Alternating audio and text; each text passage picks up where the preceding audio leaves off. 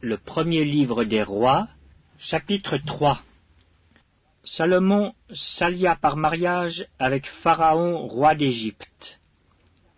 Il prit pour femme la fille de Pharaon, et il l'amena dans la ville de David, jusqu'à ce qu'il eût achevé de bâtir sa maison, la maison de l'Éternel, et le mur d'enceinte de Jérusalem.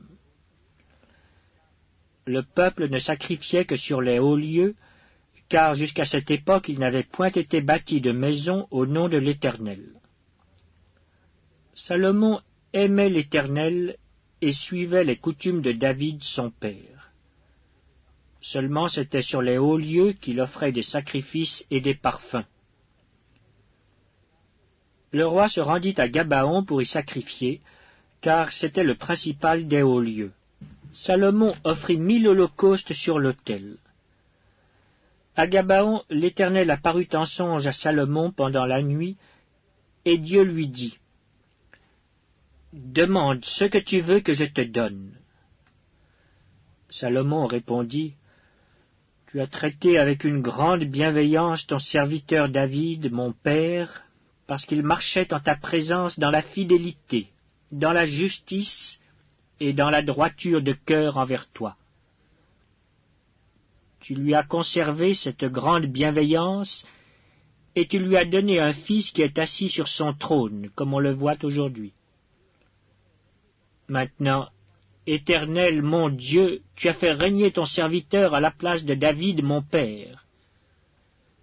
Et moi, je ne suis qu'un jeune homme, je n'ai point d'expérience. Ton serviteur est au milieu du peuple que tu as choisi, peuple immense et qui ne peut être ni compté, ni nombré à cause de sa multitude.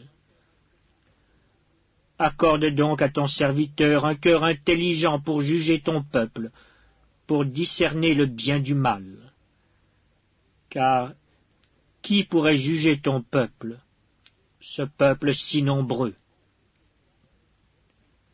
Cette demande de Salomon plut au Seigneur, et Dieu lui dit, « Puisque c'est là ce que tu demandes, puisque tu ne demandes pour toi ni une longue vie, ni les richesses, ni la mort de tes ennemis, et que tu demandes de l'intelligence pour exercer la justice, voici, j'agirai selon ta parole. Je te donnerai un cœur sage et intelligent, de telle sorte qu'il n'y aura eu personne avant toi, et qu'on ne verra jamais personne de semblable à toi. Je te donnerai en outre ce que tu n'as pas demandé, des richesses et de la gloire, de telle sorte qu'il n'y aura pendant toute ta vie aucun roi qui soit ton pareil. Et si tu marches dans mes voies, en observant mes lois et mes commandements comme l'a fait David ton père, je prolongerai tes jours. » Salomon s'éveilla, et voilà le songe. Salomon revint à Jérusalem et se présenta devant l'arche de l'alliance de l'Éternel. Il offrit des holocaustes et des sacrifices d'action de grâce, et il fit un festin à tous ses serviteurs. Alors 2 femmes prostituées vinrent chez le roi et se présentèrent devant lui. L'une des femmes dit, « Pardon, mon Seigneur, moi et cette femme nous demeurions dans la même maison, et je suis accouché près d'elle dans la maison. 3 jours après, cette femme est aussi accouchée. Nous habitions ensemble. Aucun étranger n'était avec nous dans la maison, il n'y avait que nous 2. Le fils de cette femme est mort pendant la nuit parce qu'elle s'était couchée sur lui. Elle s'est levée au milieu de la nuit, elle a pris mon fils à mes côtés tandis que ta servante dormait, et elle l'a couché dans son sein. Et son fils qui était mort, elle l'a couché dans mon sein. Le matin, je me suis levé pour allaiter mon fils, et voici, il était mort. Je l'ai regardé attentivement le matin, et voici, ce n'était pas mon fils que j'avais enfanté. » L'autre femme dit, « Au contraire, c'est mon fils qui est vivant, et c'est ton fils qui est mort. » Mais la première répliqua, « Nullement, c'est ton fils qui est mort et c'est mon fils qui est vivant. » C'est ainsi qu'elles parlèrent devant le roi. Le roi dit, « L'une dit, c'est mon fils qui est vivant et c'est ton fils qui est mort. Et l'autre dit, nullement, c'est ton fils qui est mort et c'est mon fils qui est vivant. » Puis il ajouta, « Apportez-moi une épée. » On apporta une épée devant le roi. Et le roi dit, « Coupez en deux l'enfant qui vit et donnez-en la moitié à l'une et la moitié à l'autre. » Alors la femme dont le fils était vivant sentit ses entrailles s'émouvoir pour son fils, et elle dit au roi, « Ah, mon seigneur, donnez-lui l'enfant qui vit et ne le faites point mourir. » Mais l'autre dit, « Il ne sera ni à moi ni à toi, coupez-le. » Et le roi, prenant la parole, dit, « Donnez à la première l'enfant qui vit et ne le faites point mourir, c'est elle qui est sa mère. » Tout Israël apprit le jugement que le roi avait prononcé, et l'on craignit le roi, car on vit que la sagesse de Dieu était en lui pour le diriger dans ses jugements. Le premier livre des rois, chapitre 4. Le roi Salomon était roi sur tout Israël. Voici les chefs qu'il avait à son service. Azaria, fils du sacrificateur Tsadok. Élioreph et Achija, fils de Shisha, étaient secrétaires. Josaphat, fils d'Achilud, était archiviste. Benaja, fils de Jéhojada, commandait l'armée. Tsadok et Abiatar étaient sacrificateurs. Azaria, fils de Nathan, était chef des intendants. Zabud, fils de Nathan, était ministre d'État, favori du roi. Achishar était chef de la maison du roi, et Adoniram, fils d'Abda, était préposé sur les impôts.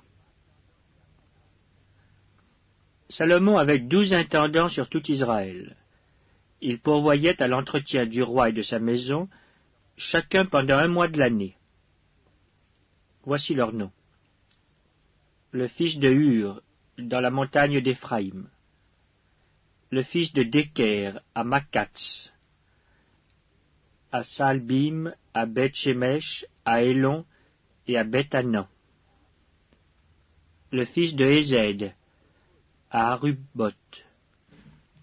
Il avait Soko et tout le pays de Hépher. Le fils d'Abinadab avait toute la contrée de Dor. Taphat, fille de Salomon, était sa femme. Baana, fils d'Achilud, avait Tahanak et Megiddo, et tout Beth-Shean, qui est près de Tsartan, au-dessous de Gisréel, depuis Beth-Shean jusqu'à Abel-Méola, jusqu'au-delà de Jokmeam. Le fils de Géber, à Ramoth en Galaad. Il avait les bourgs de Jaïr, fils de Manassé, en Galaad. Il avait encore la contrée d'Argob en Basan, 60 grandes villes à murailles et à barres d'airain. Achinadab, fils d'Ido à Manaïm. Achimaatz en Nephtali. Il avait pris pour femme Basmath, fille de Salomon. Baana, fils de Hushaï en Nazer et à Béalot. Josaphat, fils de Parnak en Issachar. Shimei, fils d'Éla en Benjamin. Géber, fils d'Uri dans le pays de Galaad. Il avait la contrée de Sion, roi des Amoréens, et d'Og, roi de Basan. Il y avait un seul intendant pour ce pays. Juda et Israël étaient très nombreux, pareils au sable qui est sur le bord de la mer. Ils mangeaient, buvaient et se réjouissaient. Salomon dominait encore sur tous les royaumes, depuis le fleuve jusqu'au pays des Philistins et jusqu'à la frontière d'Égypte.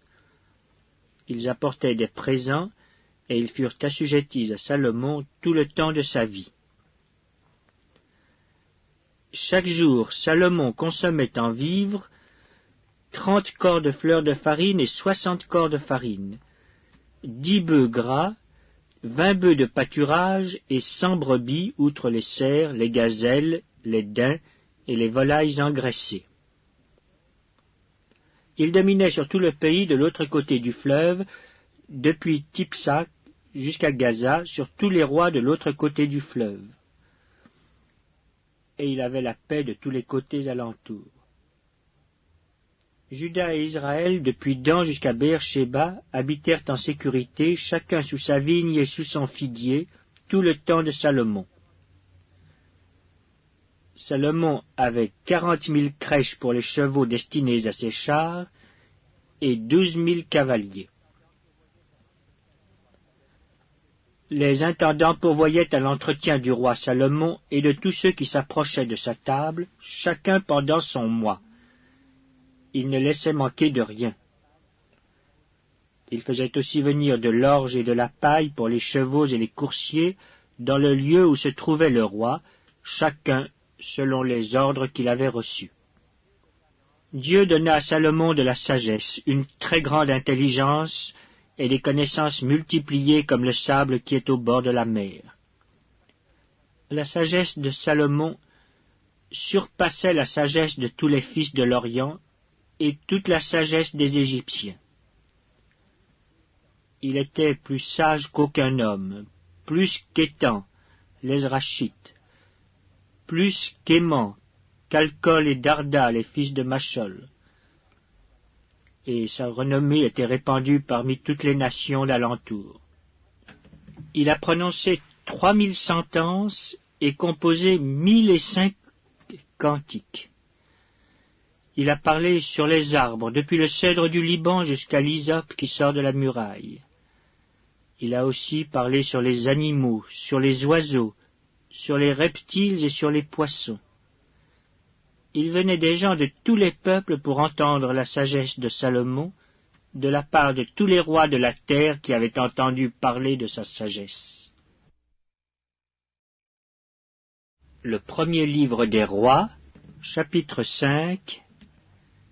Hiram, roi de Tyr, envoya ses serviteurs vers Salomon, car il apprit qu'on l'avait oint pour roi à la place de son père, et il avait toujours aimé David.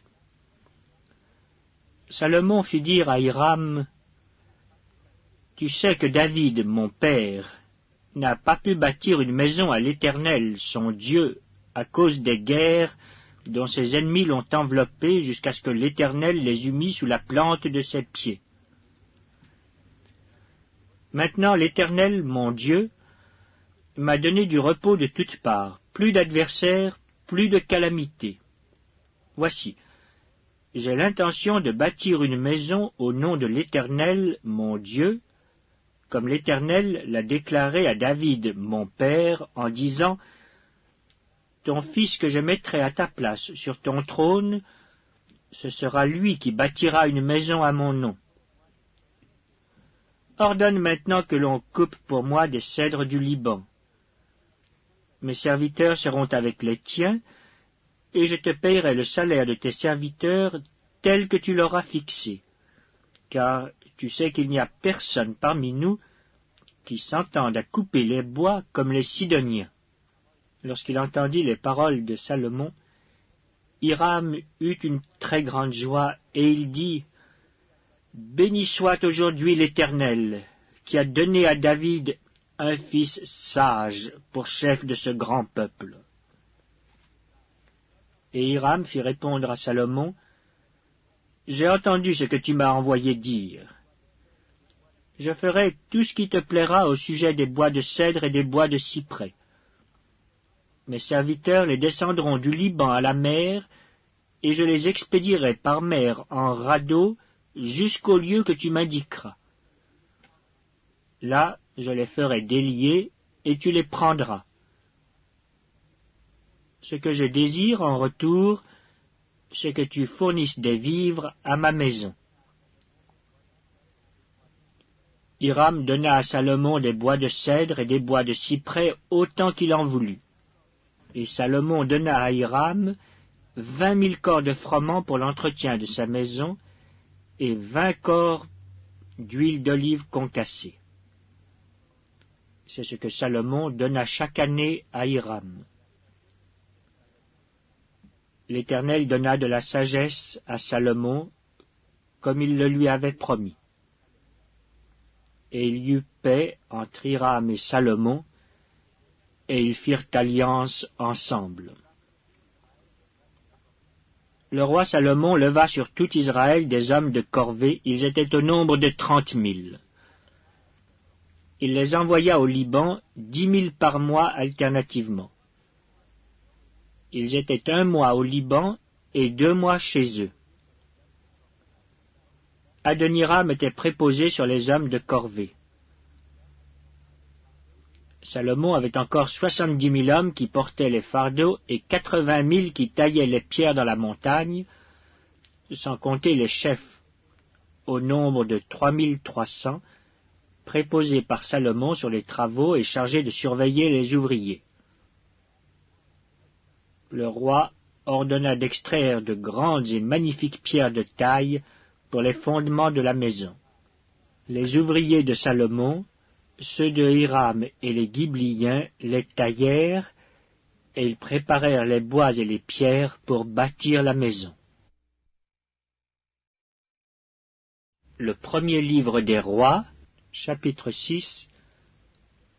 Ce fut la 480e année après la sortie des enfants d'Israël du pays d'Égypte que Salomon bâtit la maison à l'Éternel. La 4e année de son règne sur Israël, au mois de Ziv, qui est le second mois. La maison que le roi Salomon bâtit à l'Éternel avait 60 coudées de longueur, 20 de largeur et 30 de hauteur. Le portique devant le temple de la maison avait 20 coudées de longueur, répondant à la largeur de la maison, et 10 coudées de profondeur sur la face de la maison.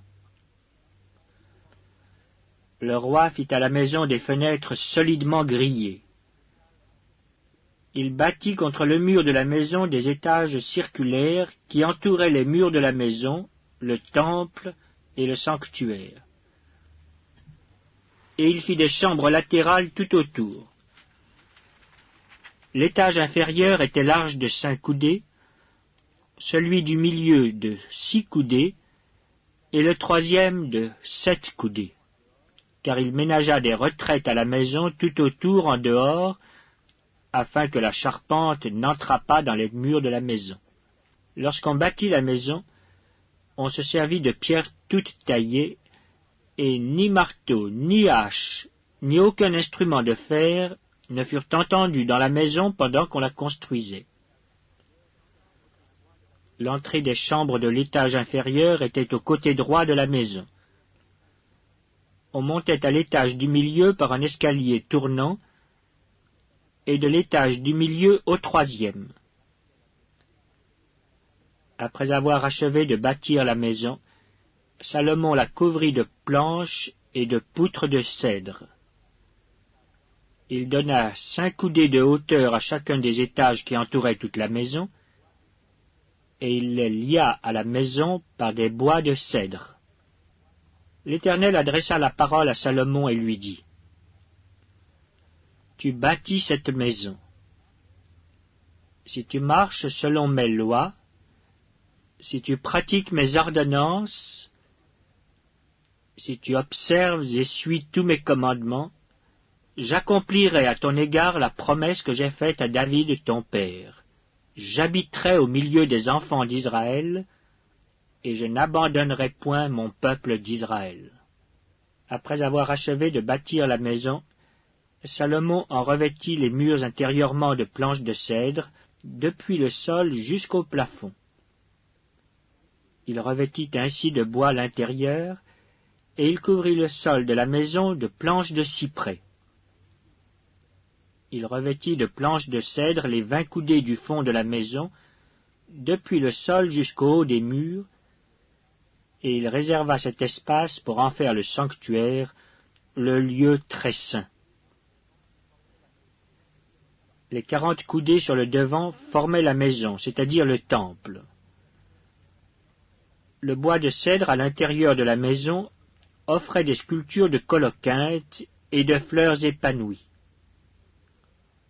Tout était de cèdre, on ne voyait aucune pierre. Salomon établit le sanctuaire intérieurement au milieu de la maison pour y placer l'arche de l'alliance de l'Éternel. Le sanctuaire avait 20 coudées de longueur, 20 coudées de largeur et 20 coudées de hauteur. Salomon le couvrit d'or pur. Il fit devant le sanctuaire un autel de bois de cèdre et le couvrit d'or. Il couvrit d'or pur l'intérieur de la maison, et il fit passer le voile dans des chaînettes d'or devant le sanctuaire qu'il couvrit d'or. Il couvrit d'or toute la maison tout entière, et il couvrit d'or tout l'autel qui était devant le sanctuaire. Il fit dans le sanctuaire 2 chérubins de bois d'olivier sauvage, ayant 10 coudées de hauteur. Chacune des 2 ailes de l'un des chérubins avait 5 coudées, ce qui faisait 10 coudées de l'extrémité d'une de ses ailes à l'extrémité de l'autre. Le second chérubin avait aussi 10 coudées. La mesure et la forme étaient les mêmes pour les 2 chérubins. La hauteur de chacun des 2 chérubins était de 10 coudées. Salomon plaça les chérubins au milieu de la maison dans l'intérieur. Leurs ailes étaient déployées. L'aile du premier touchait à l'un des murs, et l'aile du second touchait à l'autre mur. Et leurs autres ailes se rencontraient par l'extrémité au milieu de la maison. Salomon couvrit d'or les chérubins.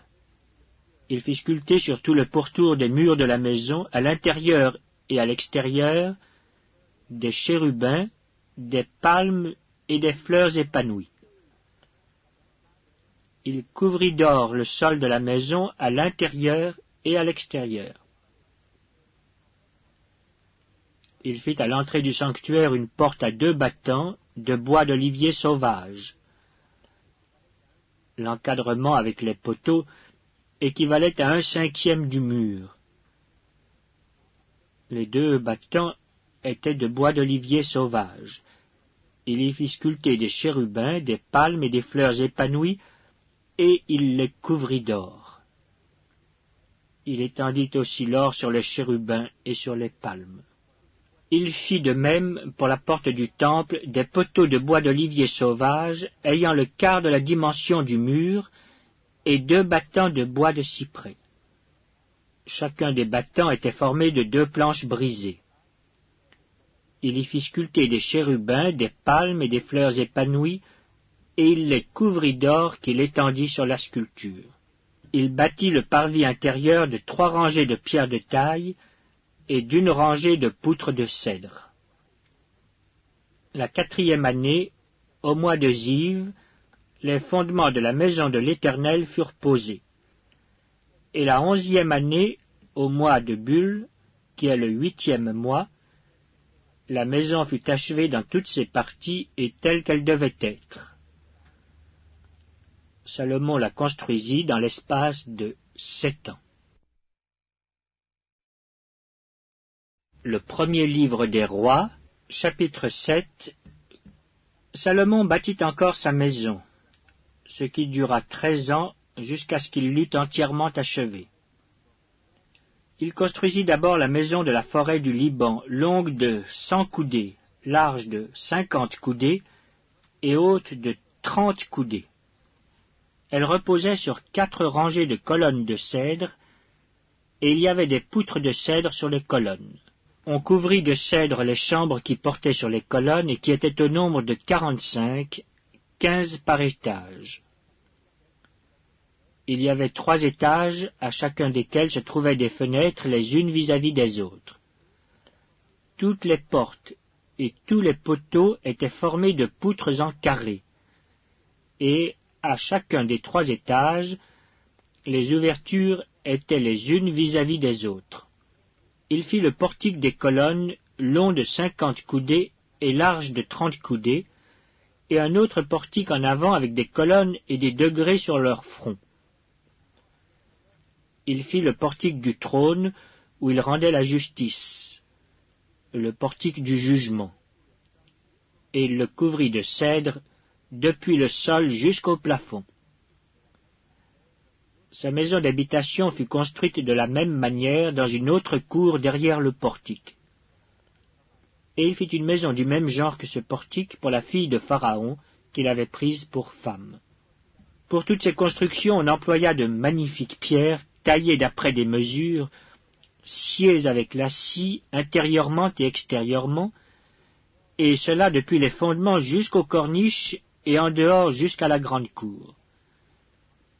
Les fondements étaient en pierre magnifique et de grande dimension, en pierre de 10 coudées et en pierre de 8 coudées. Au-dessus, il y avait encore de magnifiques pierres taillées d'après des mesures et du bois de cèdre. La grande cour avait dans tout son circuit 3 rangées de pierres de taille et une rangée de poutres de cèdre, comme le parvis intérieur de la maison de l'Éternel et comme le portique de la maison. Le roi Salomon fit venir de Tyr Hiram, fils d'une veuve de la tribu de Nephtali et d'un père tyrien qui travaillait sur l'airain. Hiram était rempli de sagesse, d'intelligence et de savoir pour faire toutes sortes d'ouvrages d'airain. Il arriva auprès du roi Salomon, et il exécuta tous ses ouvrages. Il fit les 2 colonnes d'airain. La première avait 18 coudées de hauteur, et un fil de 12 coudées mesurait la circonférence de la seconde. Il fondit 2 chapiteaux d'airain pour mettre sur les sommets des colonnes. Le premier avait 5 coudées de hauteur, et le second avait 5 coudées de hauteur. Il fit des treillis en forme de réseau, des festons façonnés en chaînettes pour les chapiteaux qui étaient sur le sommet des colonnes, 7 pour le premier chapiteau et 7 pour le second chapiteau. Il fit 2 rangs de grenades autour de l'un des treillis pour couvrir le chapiteau qui était sur le sommet d'une des colonnes. Il fit de même pour le second chapiteau. Les chapiteaux qui étaient sur le sommet des colonnes dans le portique figuraient des lys et avaient 4 coudées. Les chapiteaux placés sur les 2 colonnes étaient entourés de 200 grenades en haut près du renflement qui était au-delà du treillis. Il y avait aussi 200 grenades rangées autour du second chapiteau. Il dressa les colonnes dans le portique du temple. Il dressa la colonne de droite et la nomma Jakin, ce qui signifie « il affermira ». Puis il dressa la colonne de gauche et la nomma Boaz, ce qui signifie « en lui la force ». Il y avait sur le sommet des colonnes un travail figurant des lys. Ainsi fut achevé l'ouvrage des colonnes. Il fit la mer de fonte. Elle avait 10 coudées d'un bord à l'autre, une forme entièrement ronde, 5 coudées de hauteur et une circonférence que mesurait un cordon de 30 coudées. Des coloquintes l'entouraient en dessous de son bord, 10 par coudée, faisant tout le tour de la mer. Les coloquintes, disposées sur 2 rangs, étaient fondues avec elle en une seule pièce. Elle était posée sur 12 bœufs, dont 3 tournés vers le nord, 3 tournés vers l'occident, 3 tournés vers le midi et 3 tournés vers l'orient. La mer était sur eux, et toute la partie postérieure de leur corps était en dedans. Son épaisseur était d'1 palme, et son bord, semblable au bord d'une coupe, était façonnée en fleurs de lys. Elle contenait 2000 battes. Il fit les 10 bases d'airain. Chacune avait 4 coudées de longueur, 4 coudées de largeur et 3 coudées de hauteur. Voici en quoi consistaient ces bases. elles étaient formées de panneaux liés aux coins par des montants. Sur les panneaux qui étaient entre les montants, il y avait des lions, des bœufs et des chérubins. Et sur les montants, au-dessus comme au-dessous des lions et des bœufs, il y avait des ornements qui pendaient en festons. Chaque base avait 4 roues d'airain avec des essieux d'airain. Et aux 4 angles étaient des consoles de fonte au-dessous du bassin et au-delà des festons. Le couronnement de la base offrait à son intérieur une ouverture avec un prolongement d'une coudée vers le haut. Cette ouverture était ronde, comme pour les ouvrages de ce genre, et elle avait une coudée et demie de largeur. Il s'y trouvait aussi des sculptures. Les panneaux étaient carrés, et non arrondis. Les 4 roues étaient sous les panneaux, et les essieux des roues fixés à la base. Chacune avait une coudée et demie de hauteur. Les roues étaient faites comme celles d'un char, leurs essieux, leurs jantes, leurs raies et leurs moyeux, tout était de fonte. Il y avait aux 4 angles de chaque base 4 consoles d'une même pièce que la base. La partie supérieure de la base se terminait par un cercle d'une demi-coudée de hauteur, et elle avait ses appuis et ses panneaux de la même pièce. Il grava sur les plaques des appuis et sur les panneaux des chérubins, des lions et des palmes selon les espaces libres, et des guirlandes tout autour. C'est ainsi qu'il fit les 10 bases. La fonte, la mesure et la forme étaient les mêmes pour toutes. Il fit 10 bassins d'airain. Chaque bassin contenait 40 battes. Chaque bassin avait 4 coudées. Chaque bassin était sur l'une des 10 bases. Il plaça 5 bases sur le côté droit de la maison et 5 bases sur le côté gauche de la maison. Et il plaça la mer du côté droit de la maison au sud-est. Hiram fit les cendriers, les pelles et les coupes. Ainsi Hiram acheva tout l'ouvrage que le roi Salomon lui fit faire pour la maison de l'Éternel. 2 colonnes avec les 2 chapiteaux et leurs bourrelets sur le sommet des colonnes, les 2 treillis pour couvrir les 2 bourrelets des chapiteaux sur le sommet des colonnes, les 400 grenades pour les 2 treillis, 2 rangées de grenades par treillis pour couvrir les 2 bourrelets des chapiteaux sur le sommet des colonnes, les 10 bases et les 10 bassins sur les bases, la mer et les 12 bœufs sous la mer, les cendriers, les pelles et les coupes. Tous ces ustensiles que le roi Salomon fit faire à Hiram pour la maison de l'Éternel étaient d'airain poli. Le roi les fit fondre dans la plaine du Jourdain, dans un sol argileux, entre Sukkot et Tsartan. Salomon laissa tous ces ustensiles sans vérifier le poids de l'airain, parce qu'ils étaient en très grande quantité.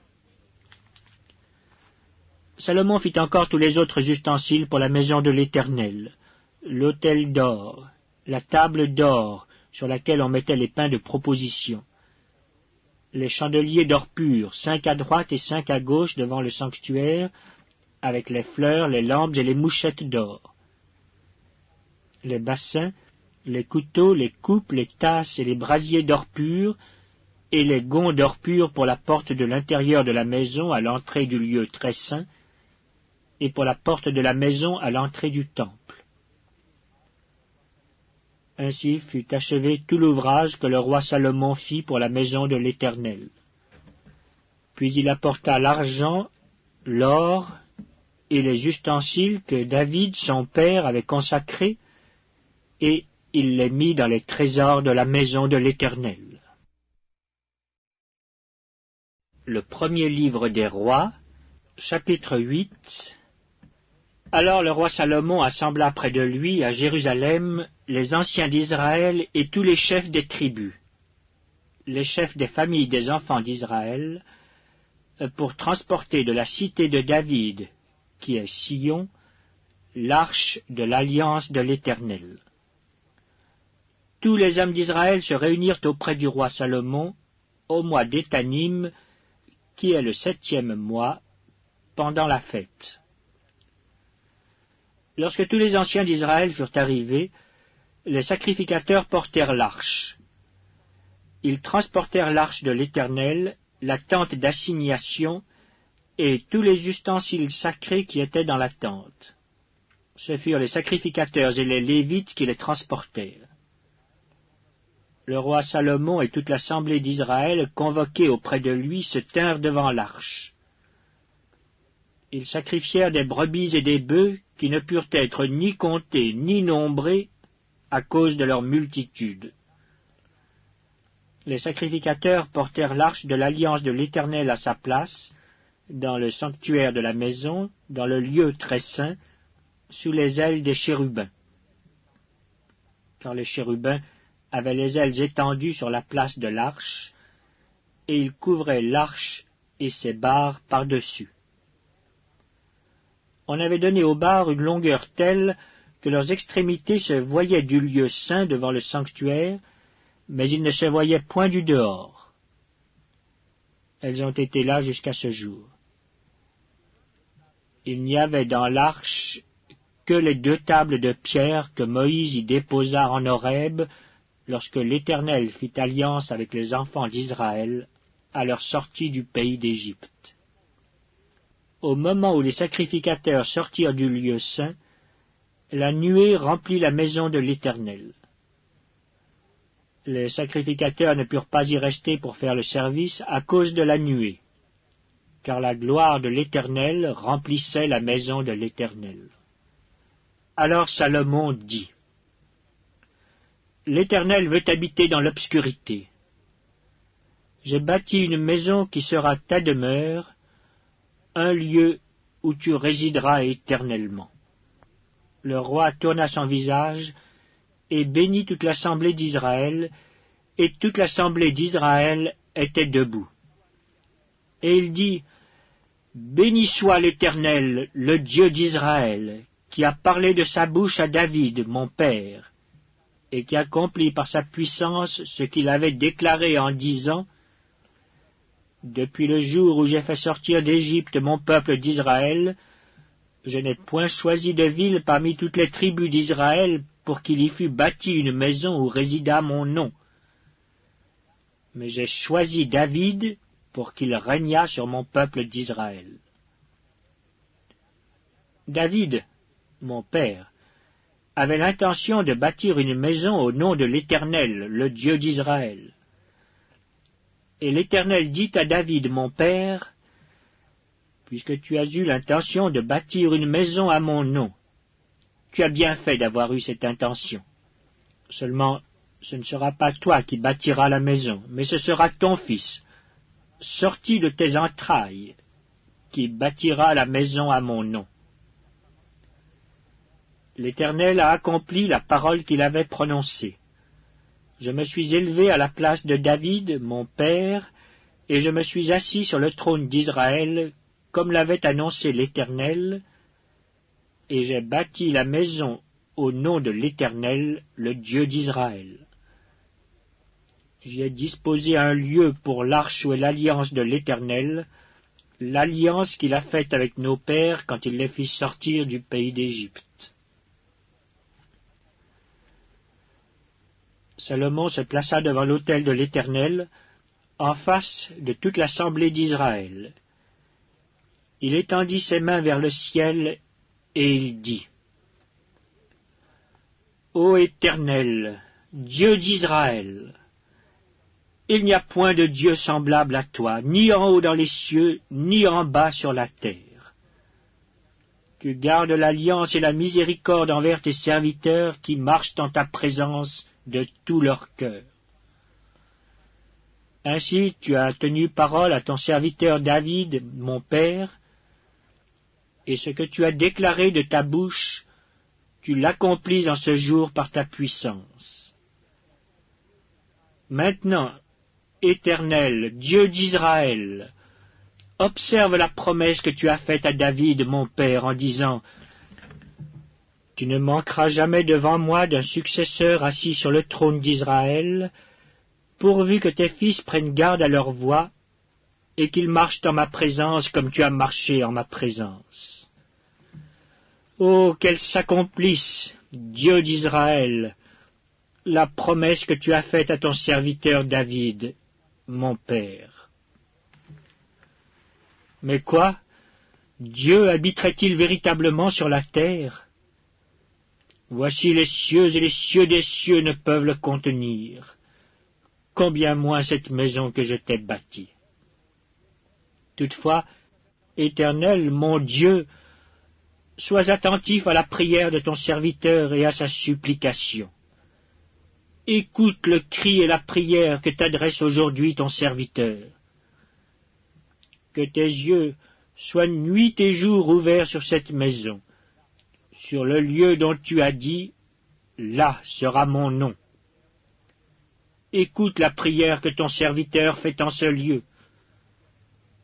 Daigne exaucer la supplication de ton serviteur et de ton peuple d'Israël lorsqu'ils prieront en ce lieu. Exauce du lieu de ta demeure, des cieux, exauce et pardonne. Si quelqu'un pêche contre son prochain et qu'on lui impose un serment pour le faire jurer, et s'il vient jurer devant ton autel dans cette maison, écoute-le des cieux, agis et juge tes serviteurs, condamne le coupable et fais retomber sa conduite sur sa tête. Rends justice à l'innocent et traite-le selon son innocence. Quand ton peuple d'Israël sera battu par l'ennemi pour avoir péché contre toi, s'ils reviennent à toi et rendent gloire à ton nom, s'ils t'adressent des prières et des supplications dans cette maison, exauce-les des cieux, pardonne le péché de ton peuple d'Israël, et ramène-les dans le pays que tu as donné à leur père.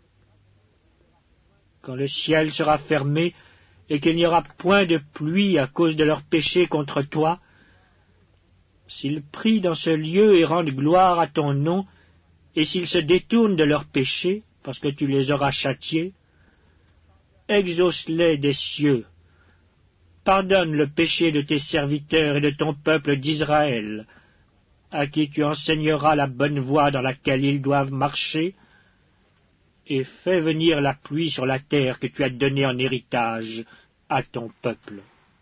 Quand la famine, la peste, la rouille, la nielle, les sauterelles d'une espèce ou d'une autre seront dans le pays, quand l'ennemi assiégera ton peuple dans son pays, dans ses portes, quand il y aura des fléaux ou des maladies quelconques, si un homme, si tout ton peuple d'Israël fait entendre des prières et des supplications, et que chacun reconnaisse la plaie de son cœur, et étende les mains vers cette maison, exauce-le des cieux, du lieu de ta demeure, et pardonne.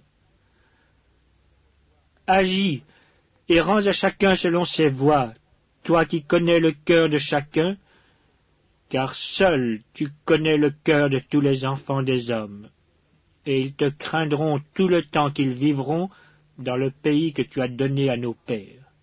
Quand l'étranger, qui n'est pas de ton peuple d'Israël, viendra d'un pays lointain à cause de ton nom, car on saura que ton nom est grand, ta main forte et ton bras étendu, quand il viendra prier dans cette maison, exauce-le des cieux, du lieu de ta demeure, et accorde à cet étranger tout ce qu'il te demandera, afin que tous les peuples de la terre connaissent ton nom pour te craindre, comme ton peuple d'Israël, et sache que ton nom est invoqué sur cette maison que j'ai bâtie.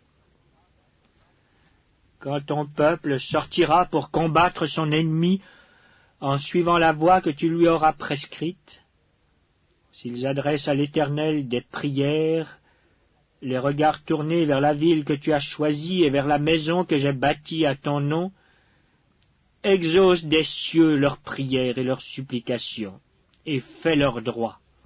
quand ils pécheront contre toi, car il n'y a point d'homme qui ne pêche, quand tu seras irrité contre eux et que tu les livreras à l'ennemi, qui les emmènera captifs dans un pays ennemi, lointain ou rapproché, s'ils rentrent en eux-mêmes dans le pays où ils seront captifs, s'ils reviennent à toi et t'adressent des supplications dans le pays de ceux qui les ont emmenés et qu'ils disent « Nous avons péché, nous avons commis des iniquités, nous avons fait le mal », s'ils reviennent à toi de tout leur cœur et de toute leur âme dans le pays de leurs ennemis qui les ont emmenés captifs, s'ils t'adressent des prières, les regards tournés vers leur pays que tu as donné à leur père, vers la ville que tu as choisie et vers la maison que j'ai bâtie à ton nom, exauce des cieux, du lieu de ta demeure,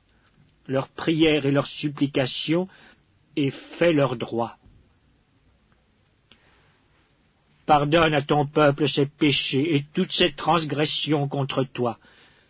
Excite la compassion de ceux qui les retiennent captifs, afin qu'ils aient pitié d'eux, car ils sont ton peuple et ton héritage, et tu les as fait sortir du pays d'Égypte, du milieu d'une fournaise de fer. Que tes yeux soient ouverts sur la supplication de ton serviteur et sur la supplication de ton peuple d'Israël pour les exaucer en tout ce qu'ils te demanderont. Car tu les as séparés de tous les autres peuples de la terre pour en faire ton héritage, comme tu l'as déclaré par Moïse, ton serviteur, quand tu fis sortir d'Égypte nos pères, Seigneur éternel. Lorsque Salomon eut achevé d'adresser à l'Éternel toute cette prière et cette supplication, il se leva de devant l'autel de l'Éternel où il était agenouillé, les mains étendues vers le ciel. Debout, il bénit à haute voix toute l'assemblée d'Israël en disant « Béni soit l'Éternel qui a donné du repos à son peuple d'Israël selon toutes ses promesses. » De toutes les bonnes paroles qu'il avait prononcées par Moïse, son serviteur, aucune n'est restée sans effet. Que l'Éternel, notre Dieu, soit avec nous, comme il a été avec nos pères.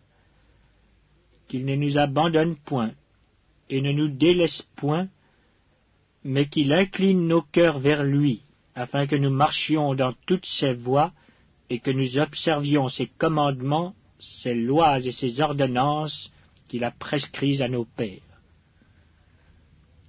Que ces paroles, objet de mes supplications devant l'Éternel, soient jour et nuit présentes à l'Éternel notre Dieu, et qu'il fasse en tout temps droit à son serviteur et à son peuple d'Israël, afin que tous les peuples de la terre reconnaissent que l'Éternel est Dieu, et qu'il n'y en a point d'autre.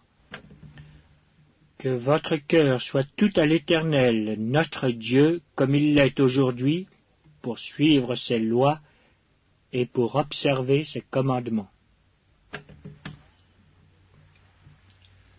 Le roi et tout Israël avec lui offrirent des sacrifices devant l'Éternel. Salomon immola 22 000 bœufs et 120 000 brebis pour le sacrifice d'action de grâce qu'il offrit à l'Éternel. Ainsi le roi et tous les enfants d'Israël firent la dédicace de la maison de l'Éternel. En ce jour, le roi consacra le milieu du parvis qui est devant la maison de l'Éternel, car il offrit là les holocaustes, les offrandes et les graisses des sacrifices d'action de grâce, parce que l'autel d'airain qui est devant l'Éternel était trop petit pour contenir les holocaustes, les offrandes et les graisses des sacrifices d'action de grâce. Salomon célébra la fête en ce temps-là, et tout Israël avec lui. Une grande multitude, venue depuis les environs de Hamath jusqu'au torrent d'Égypte, s'assembla devant l'Éternel notre Dieu pendant 7 jours et 7 autres jours, soit 14 jours. Le 8e jour, il renvoya le peuple. Et ils bénirent le roi, et s'en allèrent dans leurs tentes, joyeux et le cœur content pour tout le bien que l'Éternel avait fait à David son serviteur et à Israël son peuple. Le premier livre des rois, chapitre 9. Lorsque Salomon eut achevé de bâtir la maison de l'Éternel, la maison du roi, et tout ce qu'il lui plut de faire, l'Éternel apparut à Salomon une seconde fois, comme il lui était apparu à Gabaon. Et l'Éternel lui dit, « J'exauce ta prière et ta supplication que tu m'as adressée, je sanctifie cette maison que tu as bâtie pour y mettre à jamais mon nom, et j'aurai toujours là mes yeux et mon cœur. Et toi, si tu marches en ma présence comme a marché David ton père, avec sincérité de cœur et avec droiture, faisant tout ce que je t'ai commandé, si tu observes mes lois et mes ordonnances, j'établirai pour toujours le trône de ton royaume en Israël, comme je l'ai déclaré à David ton père en disant, tu ne manqueras jamais d'un successeur sur le trône d'Israël.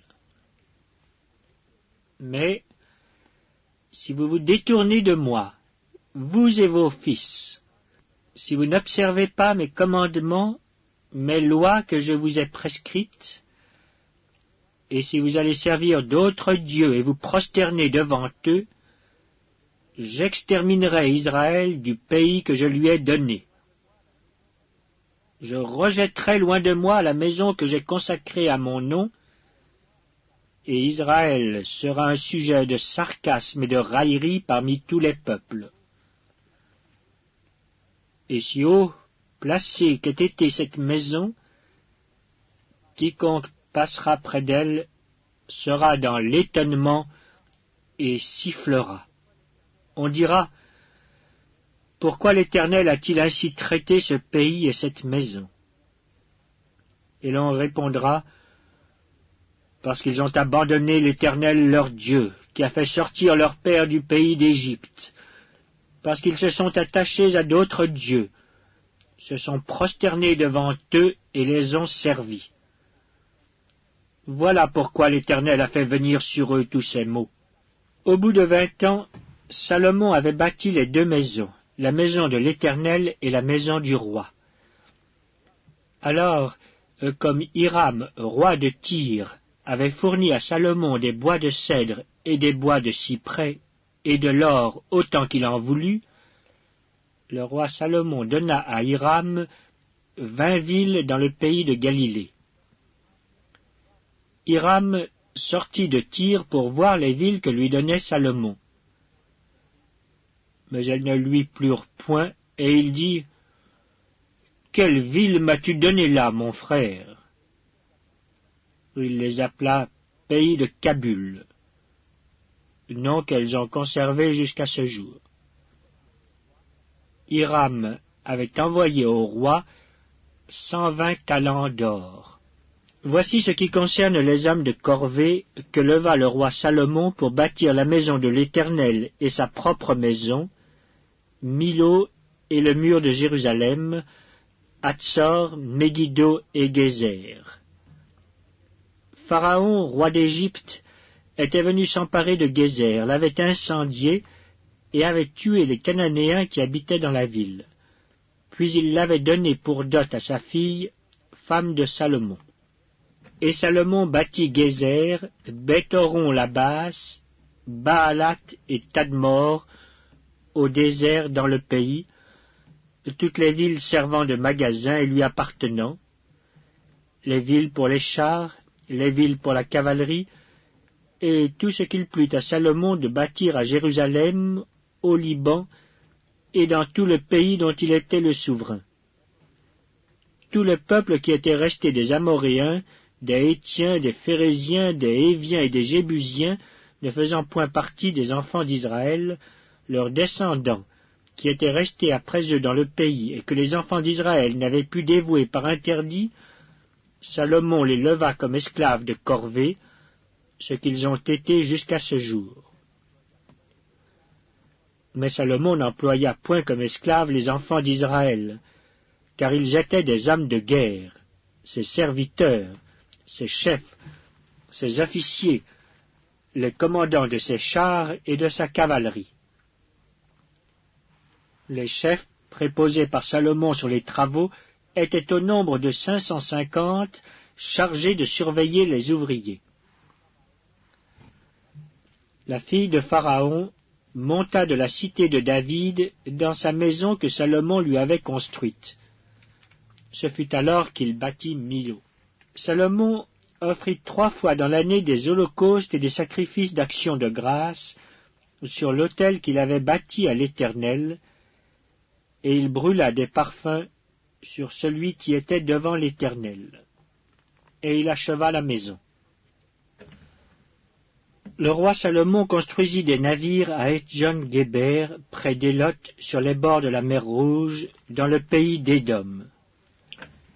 Et Hiram envoya sur ces navires, auprès des serviteurs de Salomon, ses propres serviteurs, des matelots connaissant la mer.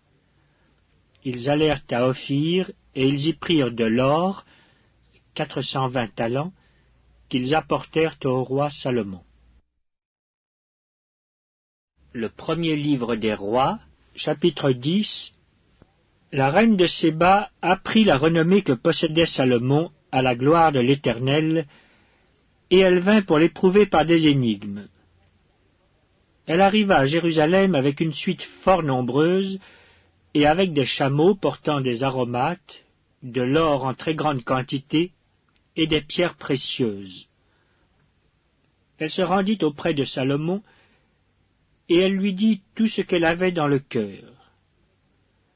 Salomon répondit à toutes ces questions, et il n'y eut rien que le roi ne sût lui expliquer. La reine de Séba vit toute la sagesse de Salomon, et la maison qu'il avait bâtie, et les mets de sa table, et la demeure de ses serviteurs, et les fonctions et les vêtements de ceux qui le servaient, et ses échansons, et ses holocaustes qu'il offrait dans la maison de l'Éternel.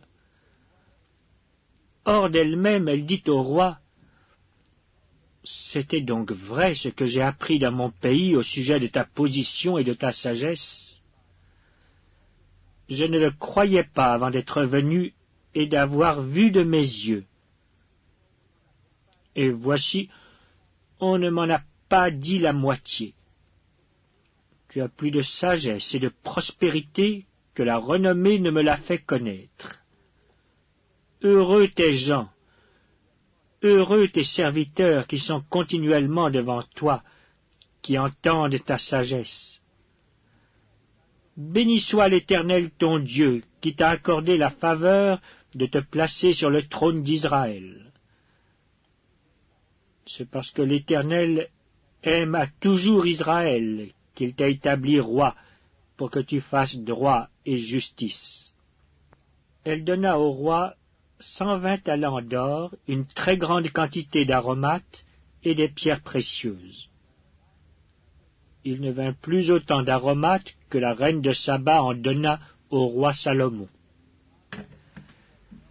Les navires de Hiram, qui apportèrent de l'or d'Ophir, amenèrent aussi d'Ophir une grande quantité de bois de sandal et des pierres précieuses.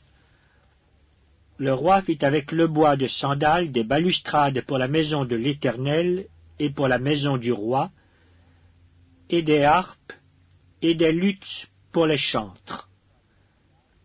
Il ne vint plus de ce bois de sandal, et on n'en a plus vu jusqu'à ce jour. Le roi Salomon donna à la reine de Séba tout ce qu'elle désira, ce qu'elle demanda, et lui fit en outre des présents dignes d'un roi tel que Salomon. Puis elle s'en retourna et alla dans son pays, elle et ses serviteurs. Le poids de l'or qui arrivait à Salomon chaque année était de 666 talents d'or, outre ce qu'il retirait des négociants et du trafic des marchands, de tous les rois d'Arabie et des gouverneurs du pays. Le roi Salomon fit 200 grands boucliers d'or battu, pour chacun desquels il employa 600 cycles d'or, et 300 autres boucliers d'or battu, pour chacun desquels il employa 3 mines d'or. Et le roi les mit dans la maison de la forêt du Liban. Le roi fit un grand trône d'ivoire et le couvrit d'or pur. Ce trône avait 6 degrés, et la partie supérieure en était arrondie par derrière. Il y avait des bras de chaque côté du siège. 2 lions étaient près des bras, et 12 lions sur les 6 degrés de part et d'autre. Il ne s'est rien fait de pareil pour aucun royaume. Toutes les coupes du roi Salomon étaient d'or, et toute la vaisselle de la maison de la forêt du Liban était d'or pur. Rien n'était d'argent. On n'en faisait aucun cas du temps de Salomon. Car le roi avait en mer des navires de Tarsis avec ceux de Hiram. Et tous les 3 ans arrivaient les navires de Tarsis, apportant de l'or et de l'argent, de l'ivoire, des singes et des paons. Le roi Salomon fut plus grand que tous les rois de la terre par les richesses et par la sagesse. Tout le monde cherchait à voir Salomon pour entendre la sagesse que Dieu avait mise dans son cœur. Et chacun apportait son présent, des objets d'argent et des objets d'or, des vêtements, des armes, des aromates, des chevaux et des mulets. Et il en était ainsi chaque année. Salomon rassembla des chars et de la cavalerie. Il avait 1400 chars et 12 000 cavaliers qu'il plaça dans les villes où il tenait ses chars et à Jérusalem près du roi. Le roi rendit l'argent aussi commun à Jérusalem que les pierres, et les cèdres aussi nombreux que les sycomores qui croissent dans la plaine. C'était de l'Égypte que Salomon tirait ses chevaux. Une caravane de marchands du roi les allait chercher par troupes à un prix fixe. Un char montait et sortait d'Égypte pour 600 cycles d'argent et un cheval pour 150 cycles. Ils en amenaient de même avec eux pour tous les rois des Hétiens et pour les rois de Syrie. Le premier livre des rois, chapitre 11. Le roi Salomon aima beaucoup de femmes étrangères, outre la fille de Pharaon, des Moabites, des Ammonites, des Édomites, des Sidoniennes, des Hétiennes, appartenant aux nations dont l'Éternel avait dit aux enfants d'Israël, « Vous n'irez point chez elles, et elles ne viendront point chez vous. Elles tourneraient certainement vos cœurs du côté de leur Dieu. » Ce fut à ces nations que s'attacha Salomon, entraîné par l'amour. Il eut 700 princesses pour femmes et 300 concubines. Et ces femmes détournèrent son cœur. À l'époque de la vieillesse de Salomon, ces femmes inclinèrent son cœur vers d'autres dieux, et son cœur ne fut point tout entier à l'Éternel son Dieu, comme l'avait été le cœur de David son père. Salomon alla après Astarté, divinité des Sidoniens, et après Milcom, l'abomination des Ammonites. Et Salomon fit ce qui est mal aux yeux de l'Éternel, et il ne suivit point pleinement l'Éternel comme David son père. Alors Salomon bâtit sur la montagne qui est en face de Jérusalem un haut lieu pour Kémosh, l'abomination de Moab, et pour Moloch, l'abomination des fils d'Ammon. Et il fit ainsi pour toutes ces femmes étrangères qui offraient des parfums et des sacrifices à leurs dieux. L'Éternel fut irrité contre Salomon parce qu'il avait détourné son cœur de l'Éternel, le Dieu d'Israël, qui lui était apparu 2 fois. Il lui avait à cet égard défendu d'aller après d'autres dieux. Mais Salomon n'observa point les ordres de l'Éternel. Et l'Éternel dit à Salomon, « Puisque tu as agi de la sorte, et que tu n'as point observé mon alliance et mes lois que je t'avais prescrites, je déchirerai le royaume de dessus toi, et je le donnerai à ton serviteur. Seulement je ne le ferai point pendant ta vie, à cause de David ton père. C'est de la main de ton fils que je l'arracherai. Je n'arracherai cependant pas tout le royaume. Je laisserai une tribu à ton fils à cause de David mon serviteur, et à cause de Jérusalem que j'ai choisi. » L'Éternel suscita un ennemi à Salomon, Hadad, l'Édomite, de la race royale d'Édom.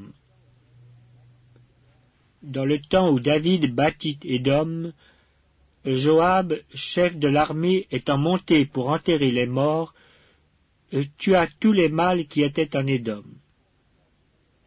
Il y resta 6 mois avec tout Israël, jusqu'à ce qu'il en eût exterminé tous les mâles. Ce fut alors qu'Hadad prit la fuite avec des Édomites, serviteurs de son père, pour se rendre en Égypte. Hadad était encore un jeune garçon. Partis de Madian, ils allèrent à Paran, prirent avec eux des hommes de Paran, et arrivèrent en Égypte auprès de Pharaon, roi d'Égypte. Pharaon donna une maison à Hadad, pourvut à sa subsistance, et lui accorda des terres. Hadad trouva grâce aux yeux de Pharaon, à tel point que Pharaon lui donna pour femme la sœur de sa femme, la sœur de la reine Tachpénès.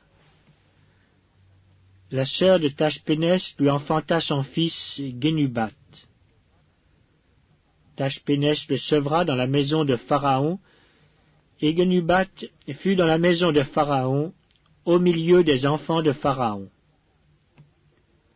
Lorsque Hadad apprit en Égypte que David était couché avec ses pères, et que Joab, chef de l'armée, était mort, il dit à Pharaon, « Laisse-moi aller dans mon pays. » Et Pharaon lui dit, « Que te manque-t-il auprès de moi pour que tu désires aller dans ton pays ?»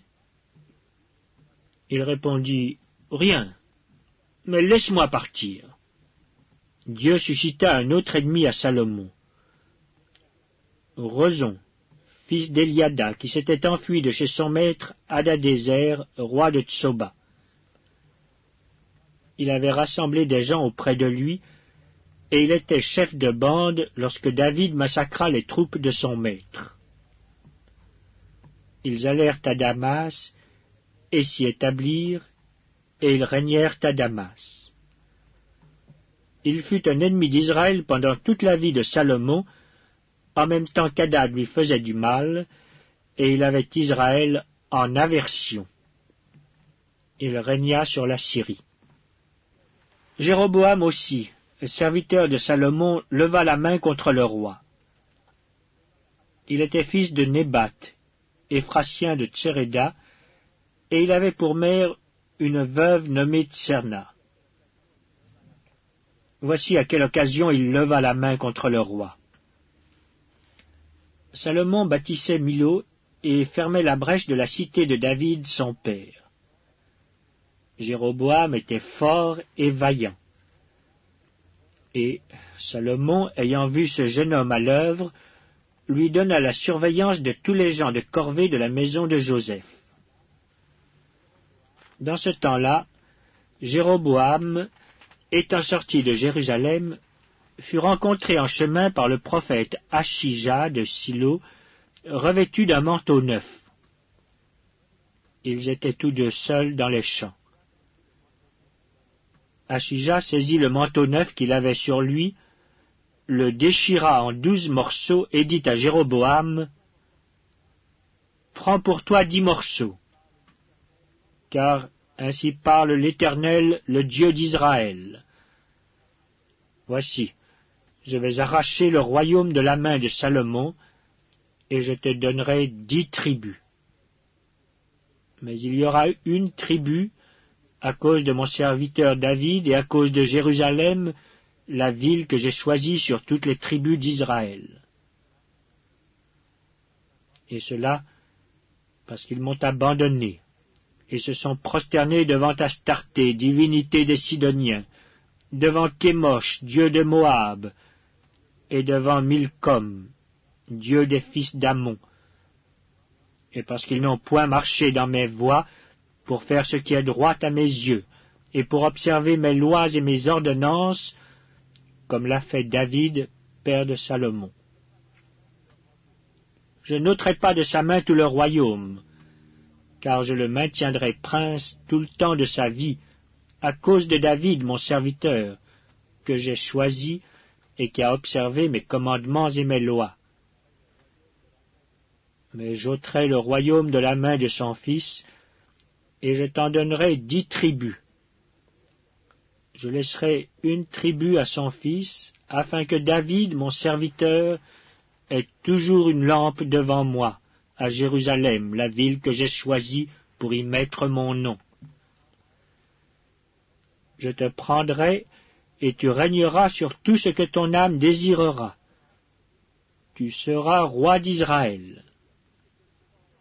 Si tu obéis à tout ce que je t'ordonnerai, si tu marches dans mes voies, et si tu fais ce qui est droit à mes yeux, en observant mes lois et mes commandements comme l'a fait David mon serviteur, je serai avec toi, je te bâtirai une maison stable, comme j'en ai bâti une à David, et je te donnerai Israël. J'humilierai par là la postérité de David, mais ce ne sera pas pour toujours.